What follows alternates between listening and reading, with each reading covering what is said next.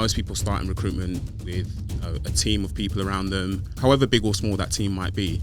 And you are taking guidance from the people around you. And something that I'm really big on is just surrounding yourself with good human beings, like genuine human beings who are authentic, hardworking. Doesn't mean that you share all the same beliefs, doesn't mean that you even come from the same background. For me, it just means that you see something in them where you're like, I can absolutely see myself working with this person, learning from this person, being inspired by this person, or maybe inspiring them. It needs to be like a mutual, I think, transaction where all of you are going to benefit from being around each other and being in each other's company. Welcome back to another episode of the Recruitment Mentors podcast. I'm your host, Hisham Azuz, and on this week's episode, I was joined by Daniel Lawson, who for the last 16 years has been building a career in recruitment. For the last 7, he's been building and climbing the ranks at Signify.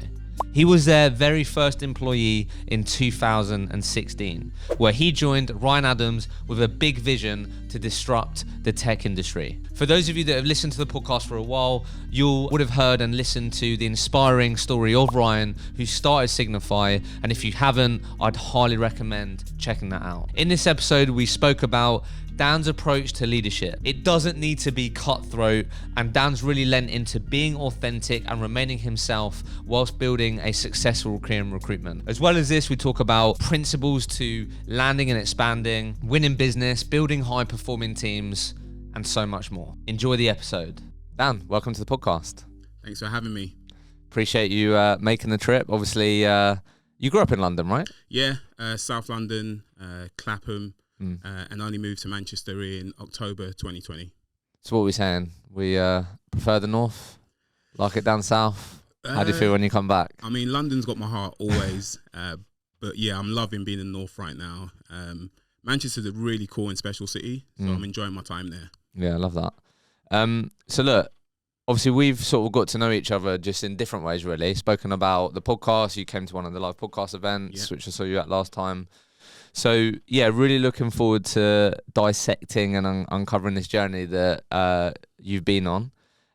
So like you were just saying, coming up to 16 years in recruitment, that's nearly 2 decades, my friend. That is a long time. Yeah, it's crazy. That is a commitment to the craft. Yeah. But obviously over the last 7 years, you've been on this amazing journey with Signify. So I think what we're going to focus on today is really go into that journey, what you've learned and everything else. But just to give people listening just a couple of highlights. Obviously, we've had Ryan on the podcast. Yeah. We've also had Susan on the podcast as well a while ago. But you was one of the first employees in 2016. So joined Ryan right at the beginning. But then in 2020, you moved to Manchester, as you just said, and you've been involved in building that team for the business over the last couple of years. And now are you associate director? Yeah, that's right. Now, and obviously you've grown into that role over the last 7 years. So I think today we're going to talk about leadership, talking about culture, building high performing teams. I know something you're known for is landing and expanding. Sound good to you? Yeah, all good. Let's get stuck in. So let's start with the £1 million question. Like from your perspective, I'd love to sort of hear how you think about this. But what do you believe are the sort of common characteristics and traits of a successful recruiter in today's market? Yeah, so I've listened to a lot of your podcasts, and I think all the answers that people give are absolutely spot on. So being resilient, being motivated, being coachable, being driven, they're all absolutely correct. But for me, all those things link back to personal accountability. And for me, I think that's what I would say is the real sort of thing that underpins like what makes a recruiter successful. Because, you know, if you haven't got that within you to, you know, be driven and be motivated and to find solutions to problems, then, you know, if you're constantly blaming everything and everyone else and it's the market's fault, or, you know, my manager's this, or, you know, you guys haven't done that. But if you're not constantly looking at yourself and being like, regardless of all that stuff that's going on, I need to focus on what's in my control. And it might not be my fault that that's happened or that's the situation, but it's absolutely my responsibility to still find a way to, you know, control what's in my, control the controllables and, you know, find a way to get the solution that I need. I really like that. I'm big on that as well. Like that's, I'm really curious here then, like, because if that's really important to you, that's clearly something that you surely like. That's something that you have top of mind when you're looking for people in your team, or that's definitely going to be, I'm assuming, something that you're looking for people to have within your team. How have you found that? Because I don't think everyone has that. Do you think, like, do you know what I mean? So, like, do you feel like, if someone doesn't have it, can they sort of learn to be more personally responsible? Because I think particularly in recruitment, it is very easy to point the finger. But then I think in today's world, it's also really easy to point the finger and be like, well, I should be here, or it's that person's fault, or, you know, like, there's so many things that we can blame things on. So have you found that you've been able to cultivate that in people? Is it something that you think these people have innately, or they don't? Yeah, that's a good question. I think the way that I view that is, I think you definitely can become more personally accountable. You can definitely see people who have those traits within them already. And I think, you know, by and large, it is, I think, quite innate within people. But I'm a big believer in people can grow, develop, adapt as well. So I think if it's not something that comes naturally to you, you absolutely can learn to be more personally accountable. And I think my role as a leader, I've always tried to, you know, without being, you know, preachy, and, you know, I'm always conscious of not coming across as like preaching to people, but just painting the picture for people as to, you know, this is the world that we live in, you know, absolutely all this stuff goes on. It's, you know, a tough market. There's things that might have been done to you that aren't your fault, but it's still your responsibility to, you know, find a way through that. You know, it's no one else's responsibility. No one owes you anything. So I think, yeah, that's something that I definitely look for when I'm interviewing people for my team and for the business. And if it's not something that comes naturally to them, then I absolutely try and, you know, give them that guidance and, you know, show them the reasons why it's better to have that mindset, and, you know, what's the benefit going to be to them of having that mindset or cultivating that mindset. And I think that's benefit in work and outside of work as well. Absolutely. That's the thing. So just quickly on that then, because I think it'll be useful for people. How do you try and uncover that in an interview? You know, are you going for, like, I don't know, you get them to sort of think about a scenario and you try and look out for if they go, yeah, I didn't do this because of my manager, or how do you try and sort of, you know, find that in people? Yeah, I think some of the questions that I ask in my interviews is, you know, I ask people to tell me, you know, what some of the toughest or hardest situations that you've been through, you know, whether that's in work or outside of work. And what I'm looking to see there is, you know, how they describe that situation. You know, what was the, you know, how did it make them feel? What was their solution to it? Did they just accept it? You know, did they think, no, you know, fuck this, I'm going to find a solution to this. I'm going to, you know, this has happened. It's really shit, but I'm going to find a way through this. That's the sort of things that I look for. But that's a question I really like asking people. And it is quite deep. You know, I don't think a lot of people in recruitment or any interview for a career or work job might ask that, but that's something that's definitely important to me, and I really like to uncover that in people. So I just wanted to start before we go into leadership principles, business development, this journey that you've been on. But something that sort of stuck out to me when we were sort of preparing for this was, obviously you've worked for a few different companies in the 16 years, right? But obviously for the last 7, it's been Signify. And obviously you and Ryan are good friends. Yeah. But sort of what you were sharing with me was like how you believe it's really important that you try and do everything that you can to find yourself in an organization where you really align with the leader that is leading that business. Yeah. So why don't you just talk to us a bit about why you think that's important, and then also how Ryan has enabled you to feel like, you know what, this is someone that I can really get behind, is someone that I really buy into, and that's obviously clearly been a big reason as to why you've continued to grow your career there.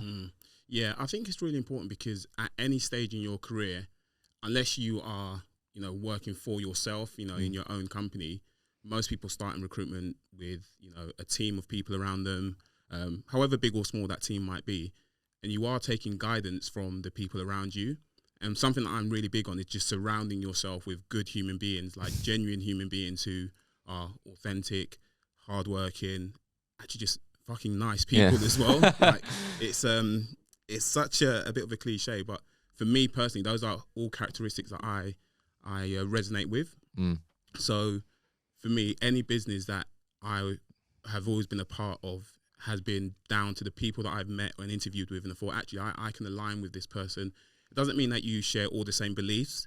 Doesn't mean that you even come from the same background. For me, it just means that you see something in them where you're like, I can absolutely see myself working with this person, learning from this person, being inspired by this person, or maybe inspiring them. It needs to be like a mutual, I think, transaction where you're both or all of you are going to benefit from being around each other and you know, being in each other's company. And do we think that just makes work more fun, more enjoyable, the journey more enjoyable? 100%, yeah. I mean, especially in recruitment, you are working long hours a lot of the time. You know, you're with these people for more than you might be with your, you know, family in a lot of cases. So that's something that I've always tried to, you know, keep in mind when I'm choosing any organization or team to work with. You know, who are the people that I'm going to be surrounding myself with? And I think, you know, whenever I think about my time at Signify as well, and yeah, me and Ryan have got the long-standing relationship. You know, we've been friends for over 20 years now, best friends. And I always think, you know, would I be as passionate about Signify? Would I be as proud to work there if we didn't have that relationship? And I actually really would, because I absolutely believe in Ryan as a leader, as a person, as someone who I've learned from. You know, I'm a better recruiter and person because Ryan is someone that I've, you know, aligned myself with from a friendship point of view, but also from a business point of view. That's amazing. So what I wanted to just start with, because this seemed, when we're talking about preparing for this was something that I think felt quite important to you. So the question that I have was, like, how do you think aspiring recruitment professionals can stay true to themselves throughout their careers? Like, why don't we just start by just talking about why that's been important in your journey? Like, just, being true to yourself. Yeah, I mean, this is, you know, quite a deep topic to be honest, but I think ultimately in, you know, recruitment, your career, the world, there are so many outside influences, you know, telling you need to be this, you need to do that, you know, and almost telling you what the world or society's definition of success should be. And I think, you know, as I've gotten older, I've certainly become more independent in my thinking and the way that I view situations in the world. But something that I was told really early in my recruitment career was, you know, you need to be more of a cunt. Sorry for using that word. That's the reality of it. Yeah, you need to be, you know, you need to be nastier. Whereas, you know, innately, I'm not that. Just needs to be cutthroat. But you need to be cutthroat. You need to be ruthless, and I think there's absolutely some truth in that. You know, I think you can always take aspects and characteristics from other people that, you know, have been successful and that you admire their traits, but you still ultimately need to be who you are and be true to yourself. And I think as I've gone through my career and I've, you know, achieved, you know, a relative level of success, you know, I've had promotions, I've managed teams, I've helped other recruiters, you know, from day one become really successful recruiters.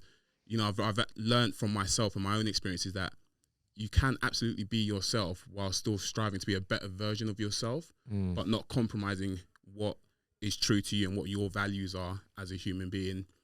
And I think there is a time to be direct and, you know, straight to the point and, you know, maybe a little bit blunt at times, just say it how it is. I think all those things are really important. But for me, I try to lead and engage with people from an empathetic point of view. And that's something which has always worked really well for me. There have been times where maybe people have taken advantage of it, to be honest. But for me, I just take those experiences as learning situations where, right, maybe next time I won't do it that way, but I'm still going to be true to myself and what I think is important to me. I think that's amazing that I think that's such a great way to approach your career life, because, being able to look yourself in the mirror and go, you know what, I knew I did everything I could. I knew that I sort of, like you said, was true to yourself. You're going to be able to sleep way better at night compared to the other people that do things just to, because they think they need to be something else or those things. I guess just curious then, like, I'm assuming it was a journey to get to that point, because that takes a lot of courage, I feel like, just to sort of own what you are, what you stand for. Despite maybe external factors going down, you need to be something else. How did it sort of affect you, or how did you feel being in environments then where you probably felt like, you know what, actually this actually doesn't really align with me, that I am actually really trying to I'm probably being quite out of character here, or I'm doing things that I probably I don't overly believe in, but I have to do them because it's my job. Like, how did that? How did that affect you? Yeah, I think one thing that I always try to do is not to take any situation as like the be all and end all. And what I mean by that is, you know, you can be in certain rooms or situations or, you know, with certain people. And I think nowadays it's very much, you know, you're either all of this or you're all of that. There's no nuance or there's no, you know, space to be, well, actually, maybe I don't agree with everything that person does or what this company does, but I'm still learning a lot from this company as well. Whereas I think these days it's very easy to be like, well, no, I don't like that one thing about the company, so I'm just going to switch off, disengage completely and almost self-sabotage. So I've always been like very, I guess, analytical of whatever situation or organization or even people that I engage with and think, well, yeah, maybe there's some of their traits that don't align with me and who I am, but there's absolutely still stuff that I can learn from this person and add to my game to make me a better person, make me a better recruiter, make me a better leader. So I think it's that analytical mindset and not just taking things as, right, it's all of this or it's all of that.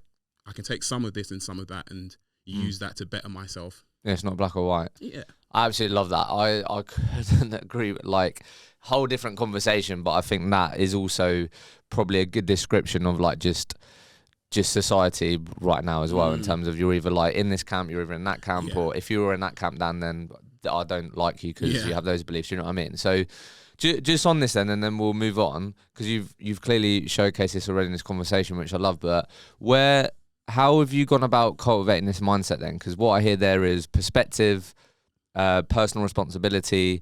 You're willing to go, okay, like, what can I learn from, even though it's a challenging situation? Not everyone has that ability to have that perspective, to have the responsibility. So just talk to us a bit about how how in your life you've got to that point of having those types of approaches to things and your mindset. Because I think, again, like, if more people can have more of those approaches and perspectives to things, it can help them in their life inside work and outside of work. But how have you gone about cultivating this mindset?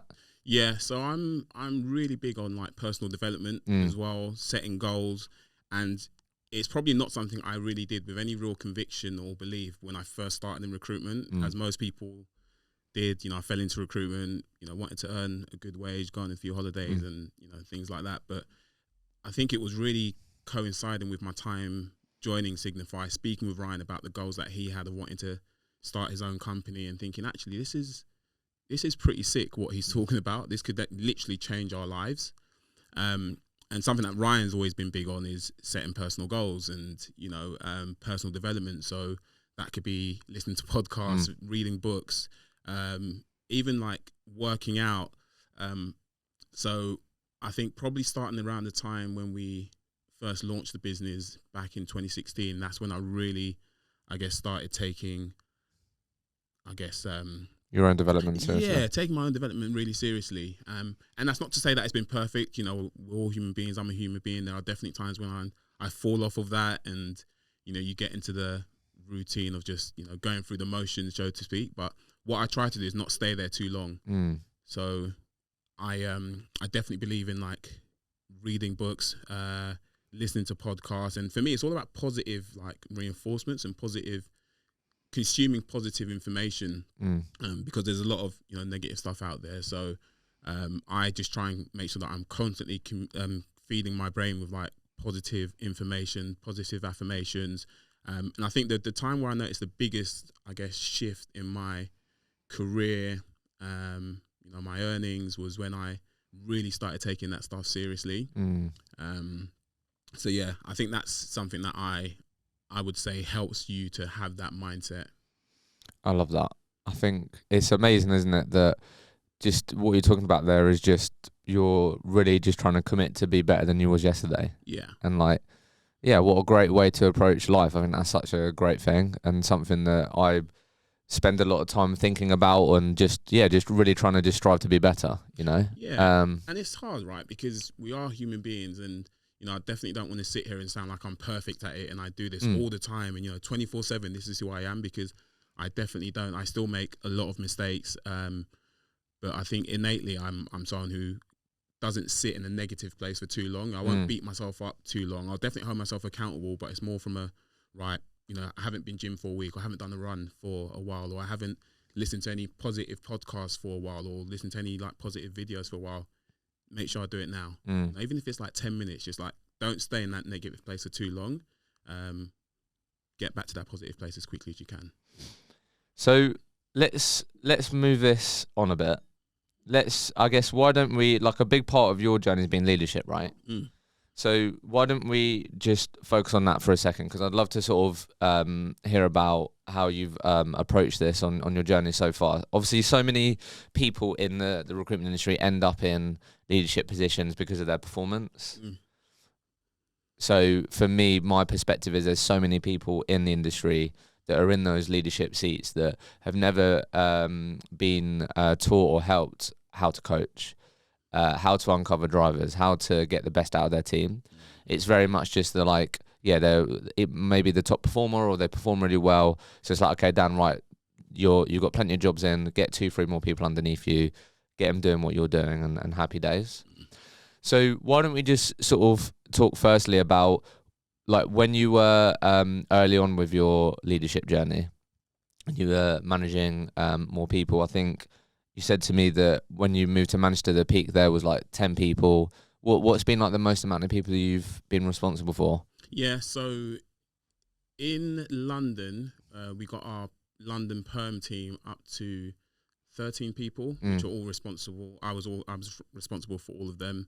And then obviously that was a team within an office already, whereas Manchester has been my own office. So okay, slightly different. Each has their own challenges and, you know, things that you enjoy about them. But so let's just talk about early on then. What did you struggle most with? Like, when you're really trying to get to grips with, okay, I'm now not just sort of contributing myself. I'm not just thinking about how many fillable jobs can I pull this month? What are my billing targets? You're now thinking about 13 other humans. How can I help them achieve their goals? How can I make sure they're hitting their targets? I'm wanting to make sure Ryan's happy because I've got a net fee income goal that I need to hit. Like, what did you initially really struggle with? Yeah, so I think the first thing was going from being seen as, I guess, one of the team, you know, you're senior or principal consultant in that team, and to a lot of people, you're their friend. You know, that's something which is pretty natural, right? You spend a lot of time with these people. For the most part, you get on with them, so they see you as their friend. Although you might have helped them or mentored them, but not in an official capacity, I think when it becomes official, you're actually their leader and their boss. I think sometimes that transition period of going from being seen as the same level as them to now I'm your leader, that can be quite hard to manage. From both parts, you know, from my perspective, I certainly found that hard. And I think maybe some people in the business found that hard as well. I think the thing that I did have on my side was that because I was there from the very beginning, people have naturally maybe associated me with being someone who was quite senior, quite responsible. And then I found a way to, I guess you have to separate yourself a little bit and show them that you can add value to them as their leader as well, so that people do see you as credible and someone who can help them get to whatever their goals might be. What are some of the ways that you can add value? So I'm a big believer in just showing people the good, the bad, and everything in between as well. So if I'm doing a basic candidate qualification call, I'll be like, oh, guys, jump on this call, like, listen to how I qualify this person. And then afterwards we'll debrief on that, and they'll be like, asking questions, and I might explain to them why I asked a certain question at a certain time. If I'm picking up a new client role, you know, I might get them to jump on that as well. Or if I'm about to jump on a call, which I know is going to be really difficult, it might be we've had a dropout, you know, from one of our clients, and the client want to have a chat about it. I'll be like, guys, this call is probably going to be a bit sticky. Come and listen to how I handle it. And all you're trying to do there is show them that, you know, any situation in recruitment, you can get through it. And it's not always going to be pretty. It's not always going to be what the textbook answers are, but here's how I would approach that situation, and hopefully give them the confidence that there isn't any situation that they should be fearful of, or, you know, should not feel that they have the skill set, or within our team, we have the skill set to, I guess, get over that situation. So what I take from that then is by you doing that, you're also helping them to become better. Yeah. So it is interesting, right? Because it's like that may sound really obvious, but actually, if you're a recruiter that has a team of 6-7 people, you've still got a number that you have to hit. Looking at, I don't know, the last month or even the last week, how many opportunities did you give your team, yourself as a manager, that enabled your team to potentially improve? Don't know. It might just be in the one-on-ones where you give direct feedback, or like just those examples there. That's a great way to, one, you're leading by the front, you're doing the doing, so you're not above them in that sense, right? You're doing the things that they're having to do, and you're showing, look, I'm willing to do these things. Yeah.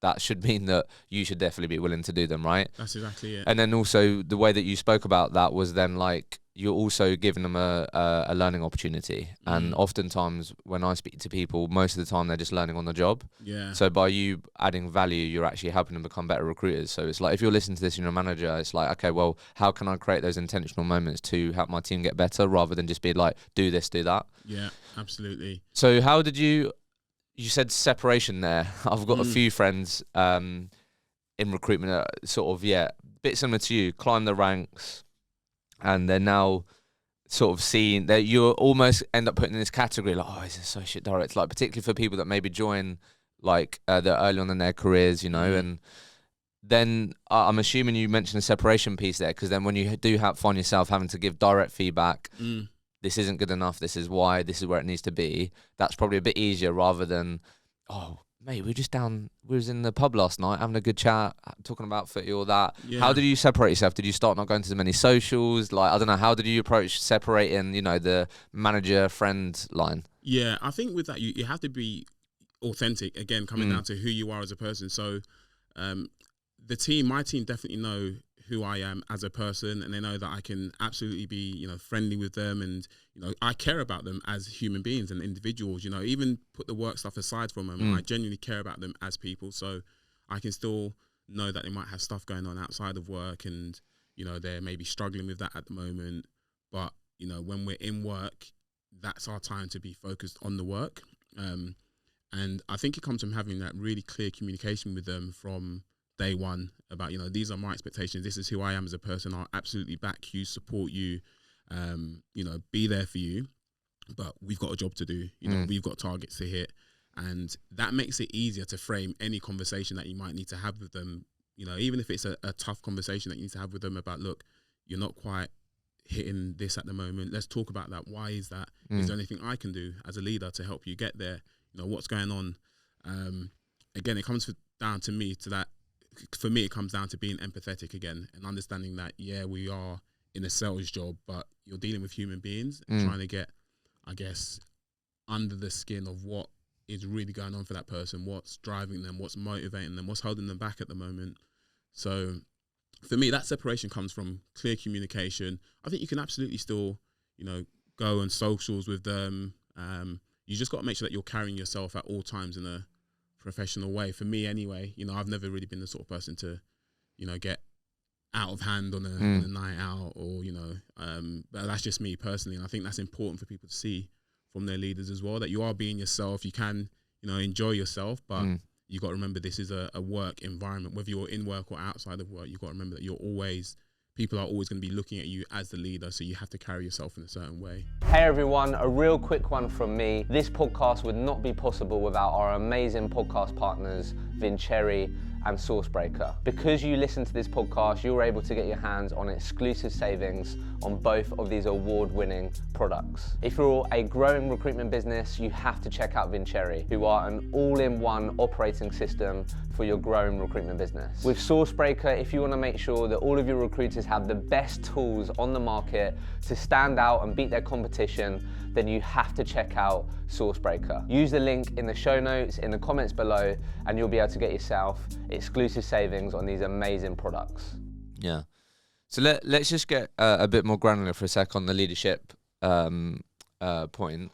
So you can either maybe talk about when there was 10 of you in Manchester, or when there was the 13 people there in the UK perm team, but like speak to a lot of billing managers or billing leaders. Oftentimes one of the biggest challenges is the having enough time to do what he needs to do, the leader having enough time for the team. So like how did you approach your weeks? Like, what were the sort of non-negotiable management activities that always went on? How did you set your team up? Let's just talk about that for a sec, because I think people are always interested in that. Did you always make sure Monday morning there was a weekly kickoff meeting? Did you then check in with everyone on Wednesday? When did you have your one-on-ones? When did you then have your own core hours? I don't know. Talk to us a bit about how you actually approached the time management and getting the most out of your time. Yeah, so each day, for me personally, I always work from a to-do list. So I know a lot of people maybe work from a day plan or, set times for everything. Once you become a leader of people, you absolutely have to find a way to manage your time even more so than you probably did when you was an individual contributor. So there are certain things that I would do every single week. So the Monday kickoff is really important. For me, that doesn't need to be too long where it can be helped. I think it needs to be like short and sharp, maybe 15, 20 minutes max, depending on how many of you are there. What key messages do you want to land for that week? What are we focusing on as a team? How are we tracking at the moment for the month? Are we looking like we're going to come in on target, above target? Are we looking like we're going to come in behind target? How do we address that? What do we need to do to correct that? I would then also have maybe like 5 or 10 minute like one-to-ones with people, so you can get into the detail on what their desk needs and what it is that they need maybe to focus on for that week. And then we would also have a end of week catch up as well. So every Friday, as most companies do, you have the end of week wrap. And I think in between that time, you can be quite, I guess, fluid as to maybe when you check in with people. I don't like to micromanage. I don't like to constantly be over people's shoulder, what you're doing, how you're getting on with that. I like to be available and approachable. And my thing might be just checking in with them. If I maybe hear them on a call and there's something that I think, actually, have you thought about maybe saying this next time? Or so it might be more on the desk coaching and quite reactive in that sense. But I think the time management piece is so important when you're a billing leader. And then you need to just find time to do your own stuff as well. And that's, for me personally, and again, maybe this isn't what a lot of people want to hear, but it is the truth. You probably do have to work longer hours sometimes to get what you need to get done. But for me, that comes down to that personal accountability thing again. I'm not working more hours because, Ryan's told me to, or, my other boss has told me to. I'm doing that because I'm doing what I need to get done, regardless of my situation. I need to find a way to get certain things done so that my team can hit our target for that month. So, it's just one of those things, but that it's going to be worth it in the long term. Were there any, just on that, like, talking about the things that you had to do to make sure you're hitting your number, performing, leading by the front, what ended up being like your non-negotiable activities that you were like, what, I didn't fucking do the 2 hours of BD that because I missed it. Now that's catching up on me. I don't know. What ended up being like your personal non-negotiable activities each week that you felt like if I do these inputs, I should then always end up at least around where I want to be? Yeah. So with our role in Signify as a billing leader, you are tasked with like winning roles and for other people to work on as well. So for me, I always knew that as long as I was bringing in enough roles for the team to work on, then we should usually get there or thereabouts in terms of our target. Obviously, they need to be bringing in their own as well. But as long as I could find a way to find roles for us and the team to work on every single week, then we would usually get there. So that's what my main focus was on, like bringing in more roles for us to work on. Business development. Right, so that leads quite nicely. So we've spoken about leadership, the way that you've approached that. And I think that really comes across, particularly when you're talking about just how you've approached your career. Like, again, you're just being true to yourself and you've approached leadership from what can I do for you? How can I help you, rather than like do this because I've said. Do you know what I mean? Yeah, you're not telling people. You are trying to coach people. You're trying to help get the most out of them. So when we prepared for this, and I asked you, like, what do you think people at Signify would sort of say you're most known for? One of the things you said was around landing and expanding. And one of the things you shared with me that Senior is quite proud of was you've been sort of actively involved in bringing on some of the top performing UK customers for Signify. So let's just talk about this, because if that's ended up being fundamental and non-negotiable for you to keep leading by the front, doing everything that you can for your team besides being a leader was business, new client opportunities and these things, why don't we just start with like what are Dan's principles to like business development? Let's just start there, because so many people listen to this. That is what they're going to be struggling with right now. The market's more difficult. There's a lot of people that are transitioning into 360 recruitment. Just it's become a lot more tough. I spoke to so many people that have had a difficult Q1. So like, firstly, what are your principles to business development? Yeah, so for me, what's worked really well is that Signify, we have a really niche laser focus on a back-end programming language called Scala. And the reason why we chose to focus on Scala was because it's hard to find. There's a lot of customers that look for that skill set, and these people aren't readily available. They're not really camped out on job boards. You really have to go deep into, searches, events, meetups to find these people. So the amount of customers that we've got into because we focus on Scala is incredible. We've worked with some amazing brands because of the fact that we are Scala specialists. And I use that, to be honest. And I think that's, something that maybe businesses should focus on. What's going to be your in to get into these companies? What's the thing that makes you different? There are however many recruitment companies out there. So Ryan, when he set up Signify, was like, I'm going to make sure I give my team everything they need to go out there and be successful. And that was the hunting impacts mentality for these Scala developers. So just on that, just quickly, like, what does that actually sound like? Like, when you're speaking to clients, because a lot, if you're listening to this right now and you're not in the niche, you're not entirely focused, like, you're always going to struggle. So, like, what I'd probably say a lot of people do have that in their armory, but it's like how they use it. Do you know what I mean? So, like, what does that actually sound like, Dan? Are you basically calling people say like, hey, the reason why you should give me an opportunity or why you should listen to me is that we only do Scala. That's all we do. We're in the communities. We're in the trenches. We're only speaking to these people, which means, a lot of the time you might find yourself speak to other agencies that they do Scala, but they also do JavaScript. They also do these things. Like, what does it actually sound like when do you know what I mean? Yeah, it's not far off that, to be honest with you. And what we do is, I say probably 75% of our day when we were, when I was a consultant, and what the consultants do now in Signify is that they're speaking to candidates all day long, finding out information about the market, who's hiring, who's not hiring, what projects are they working on, what technologies are they using alongside Scala. And we're gathering all that information so that when we go and approach those companies who we know are hiring, we're coming there armed with facts and information that makes us sound credible. Add to that the fact that we're Scala specialists. Why wouldn't they give us a chance? We know that you're struggling to hire for Scala. We know that you use this technology, that technology alongside Scala. We know that you've got this project coming up.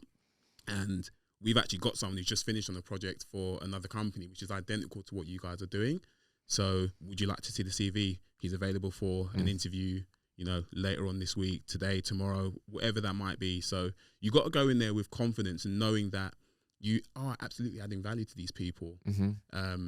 I think the mistake that we can sometimes make is, going into these calls and just assuming that, asking the question of, right, have you got vacancies? Yes, no, that's enough. You have to be adding value. For me, it's that value add, which helps us to stand out. And I genuinely believe it now as well. I think if there's any company who are hiring for Scala engineers, why wouldn't you talk to us? That's just my thinking. It probably comes across in a way that I do BD now, the team do BD, and why we've got into some of these amazing customers that we work with.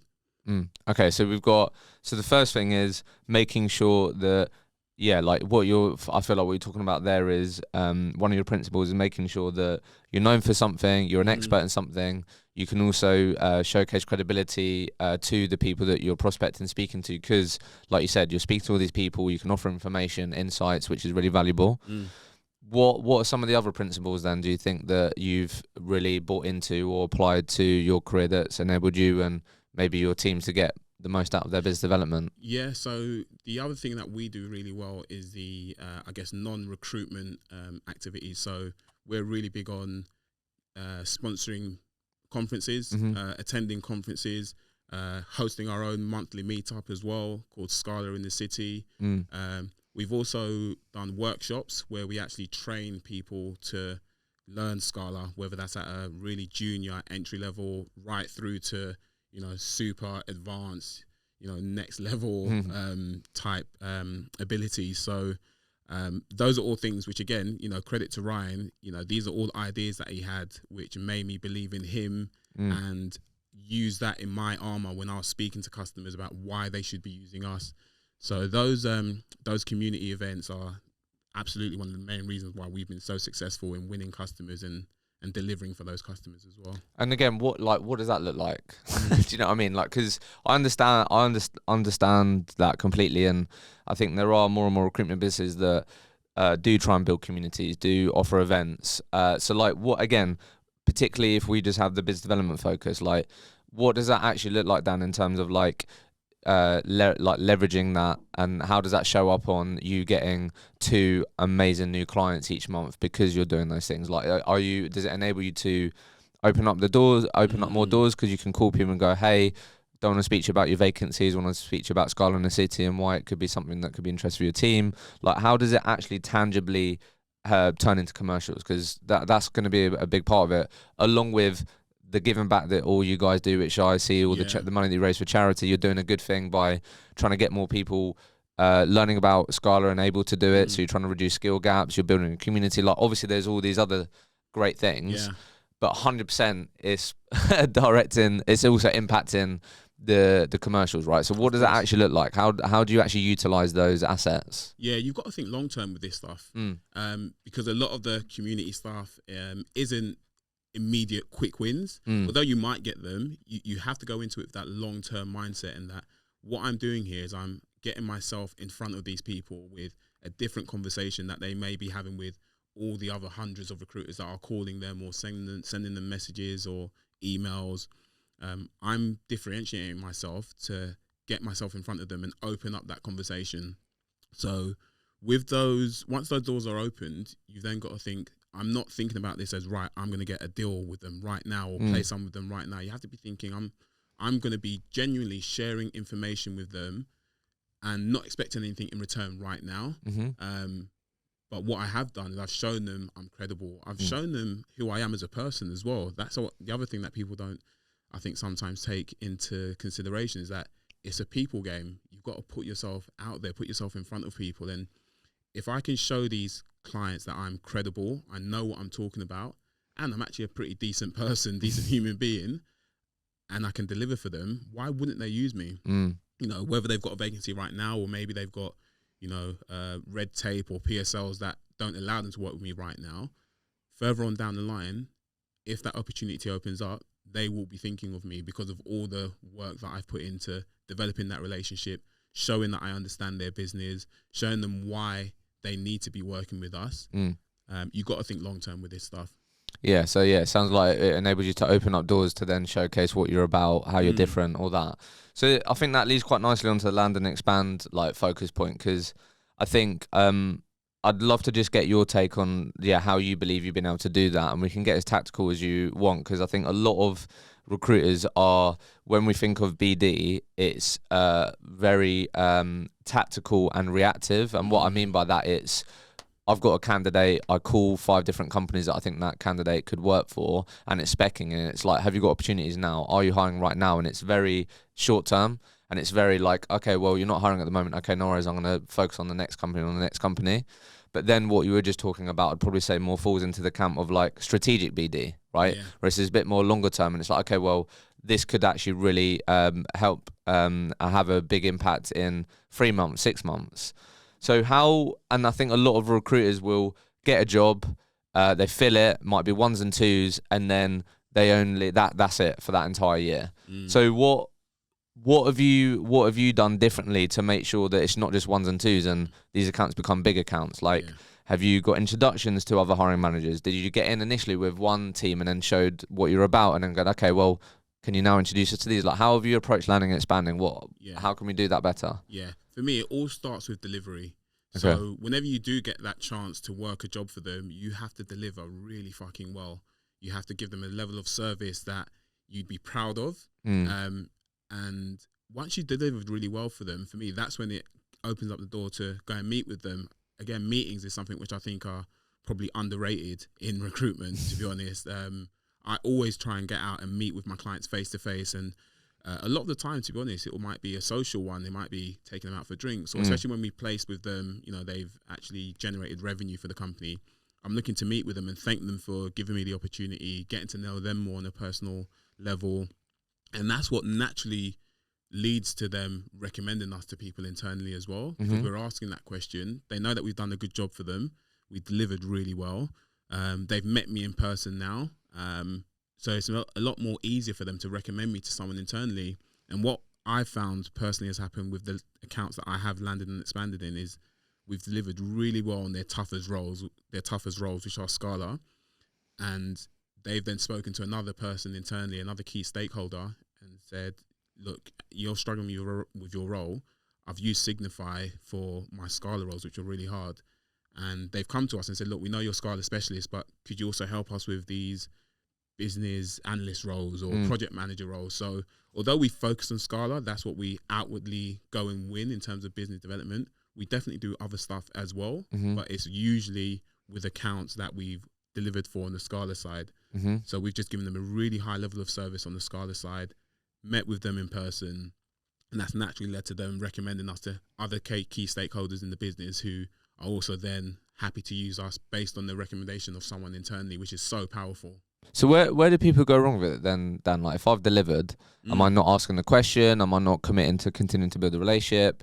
Am I not following up with them? Like, I might have done the placement and then it's like I don't end up speaking to for another 4-6 weeks. Like, where? Because I'm sure you help your team with this. Like, where do people go wrong with just ended up doing 1, 2s and 3 placements with customers where it could actually be 5s and 10s? Yeah, I think sometimes it can be down to how fast moving recruitment is, and there's always something new coming up. You know, you're always tasked with winning new customers, but I'm a big believer in like looking after what you've got as well. You know, if you really look after what you've got and you look after it well, then you know you're going to be getting more from that account, and you can replicate that with other accounts. But I think very often we're very quick to jump to the next thing. I think asking the question is right as well. Actually mapping out that customer, looking online at what other vacancies they have, and saying, look, by the way, I noticed that you guys have got another job advertised for front end developer. We can actually help with that as well. We've done a similar with another customer that we work with. Who is it that's looking after that position? Can you make the introduction for me? You know, constantly looking at the customers that you do have and think, what else can we get out of them? So as we come to the end here, then what are we saying for Manchester? How's it looking? What's exciting for this year for you guys? Yeah, so Manchester's obviously the newest office in Signify. So we've got London where we first started, then it was LA, which is where Ryan is now, Austin. So Manchester's the newest office in the Signify team, and really excitingly, we've hired like quite a few senior people recently who have come with a really good track record. We brought in another director actually as well, who's going to be focused more on the actual day-to-day management, which allows me to go out and do what my strengths are, which is focusing on the winning more customers, selling some of our non-recruitment type services and propositions. And I'm really excited about that because that's where my strengths lie, is what I'm good at. And we are growing as well. We're still hiring. We're expanding. The future's bright. The future's really bright for Manchester. I'm really looking forward to seeing what we can do this year. And we've got a really strong team in place now as well. Yeah, I love that. Well, look, Dan, absolutely, like from the very beginning, like honestly, just absolutely love your mindset. I think, honestly, like particularly obviously in recruitment, but just in life in general, I think one of the best things that you can do is just cultivate a mindset that can help you in life. And yeah, just loved hearing you talking about personal responsibility, your approach to leadership, just being a good human. You know, like we said, you don't have to be a dick to have success in recruitment. So yeah, look, respect. I think what an amazing journey that you've been on, in going on this journey with one of your really great friends, and be part of a business journey that has obviously been an exciting one, right? Where you're one of the very early employees and you just go on this trajectory.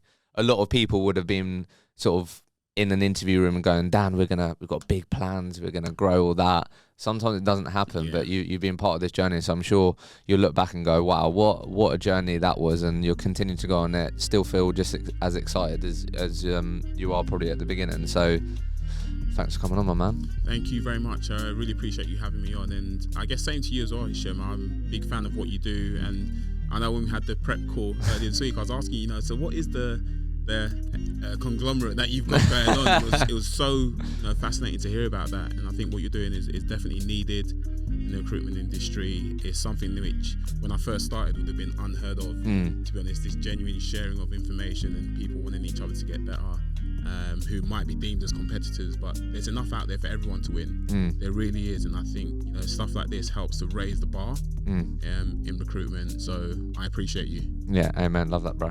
Thank you. Thank you. Thank you so much for listening to the episode. I hope you enjoyed it and got value from the conversation. If you did enjoy it, please don't forget to like, share, and subscribe, and we'll see you in the next episode.